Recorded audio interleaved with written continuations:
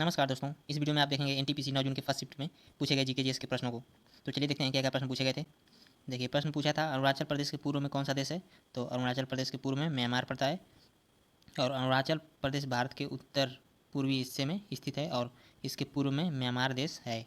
यह सीमा सुरक्षा की दृष्टि से अत्यंत संवेदनशील क्षेत्र है। प्रश्न दिया था डीवीडी में लेजर की आवृत्ति लगभग कितनी होती है।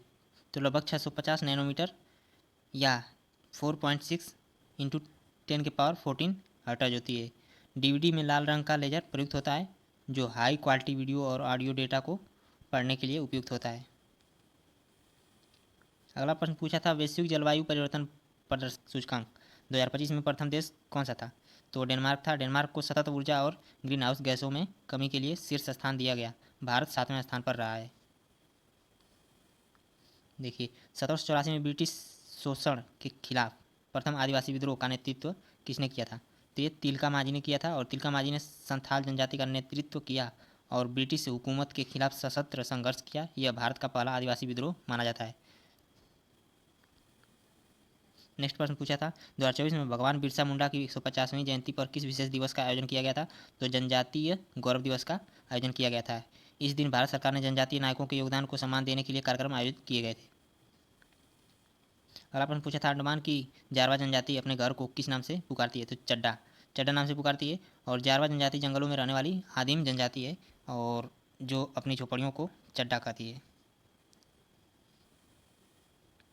अगला प्रश्न पूछा था हाल ही में किस बैंक ने 90वीं वर्षगांठ समारोह को संबोधित किया है। तो भारतीय रिजर्व बैंक यानी कि आरबीआई है और 1 अप्रैल 2025 को आरबीआई ने अपनी 90वीं वर्षगांठ मनाई जिसमें प्रधानमंत्री ने समारोह को संबोधित किया।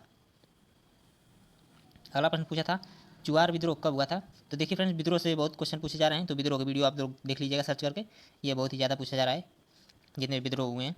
देखिए, इसका उत्तर था 1766 से 1816 के बीच चुआर विद्रोह हुआ था और यह विद्रोह बंगाल क्षेत्र के चुआर जनजातियों द्वारा अंग्रेजों के खिलाफ किया गया था। अगला प्रश्न पूछा था अंडमान और निकोबार में कितने द्वीप हैं। तो कुल 572 द्वीप हैं और इनमें से लगभग 37 द्वीप ही आबाद हैं। यह द्वीप समूह सामरिक और पारिस्थितिकी दृष्टि से महत्वपूर्ण है।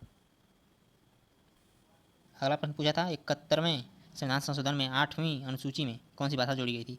तो ये भाषाएं जोड़ी गई थी कोकबोरोक, डोगरी, मैथिली और संथाली। इस संशोधन द्वारा भाषाई विविधता को संवैधानिक मान्यता दी गई थी। CO2 के 2 मोल में परमाणुओं की संख्या कितनी होती है।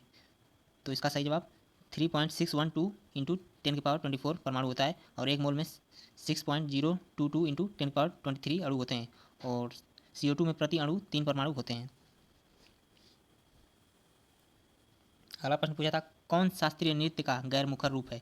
तो ये कथकली है। यह केरल का पारंपरिक नृत्य है जिसमें चेहरे के भाव, मुद्राएं और शरीर की गति से कहानी प्रस्तुत की जाती है। अगला प्रश्न पूछा था पंचायत राज के अंतर्गत ग्राम पंचायत का प्रथम कार्य क्या है। तो ग्राम विकास की योजना बनाना और उसे लागू करना। इसमें स्वच्छता, जल आपूर्ति, शिक्षा और स्वास्थ्य सेवाओं को विकास शामिल होता है। और देखिए, अगला प्रश्न दिया था कृत्रिम रूप से बनाए गए तत्वों की विशेषता। ये रेडियोधर्मी होते हैं और प्रकृति में नहीं पाए जाते हैं। इन्हें लैब में परमाणु अपक्रियाओं से बनाया जाता है जैसे टेनेसिन, नेप्टूनियम। अगला प्रश्न पूछा था किसी टेक्स्ट को कॉपी और पेस्ट करने के लिए किस शॉर्टकट की का प्रयोग किया जाता है। तो इसका ऑप्शन दिया रहा होगा Ctrl+C और Ctrl+V। ये शॉर्टकट की कंप्यूटर के किसी भी टेक्स्ट या फाइल को जल्दी कॉपी पेस्ट करने में सहायता करते हैं। अगला प्रश्न दिया था MS वर्ड में पेज के मध्य मार्जिन को किस टैब से सेट किया जाता है। तो लेआउट टैब से। लेआउट टैब में मार्जिन विकल्प के माध्यम से पेज सेटिंग की जाती है। देखिए, अगला प्रश्न पूछा था हम डाटा को व्यवस्थित यानी अरेंज क्यों करते हैं। ताकि विश्लेषण और समझ आसान हो सके। व्यवस्थित डेटा से जानकारी जल्दी निकाली जा सकती है और निर्णय लेना सरल होता है। तो ये आपके ऑप्शन में दिया रहा होगा। देखिए, अगला प्रश्न दिया था माइक्रोसॉफ्ट विंडो में Alt+ टैब दबाने से क्या होता है। तो ओपन विंडो के बीच स्विच किया जाता है। यह कीबोर्ड शॉर्टकट की मल्टीटास्किंग में मदद करता है।